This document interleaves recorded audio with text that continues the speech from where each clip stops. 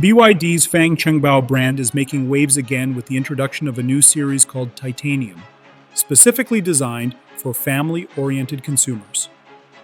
The first model in this lineup, the Titanium 3 electric sport utility vehicle, has already been approved by Chinese regulators and is expected to launch in the first half of next year.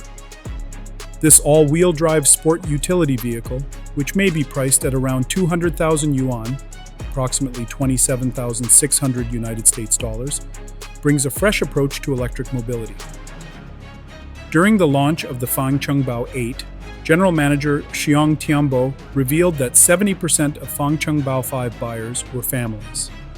This insight has pushed the brand toward further expansion into the home vehicle market. The name Titanium was chosen to reflect the element's strength, flexibility, and widespread use in human life. Unlike the body-on-frame Bao series, the Titanium 3 follows the unibody construction of the Super 3 concept car. Two available tire sizes include 235 by 60 R18 and 245 by 50 R19. Powering this sport utility vehicle is an electric all-wheel drive system with a front alternating current, asynchronous motor producing 148 horsepower, and a rear permanent magnet, synchronous motor generating 268 horsepower. The vehicle reaches a top speed of 201 kilometers per hour, while the BYD Blade battery pack provides power.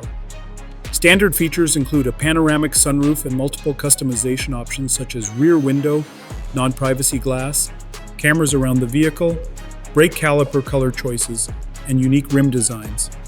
Additionally, the optional roof drone cabin variant comes with an unmanned cabin as standard. With its strong specifications, home-friendly design, and innovative features, the Titanium 3 is shaping up to be an exciting addition to the electric sport utility vehicle market.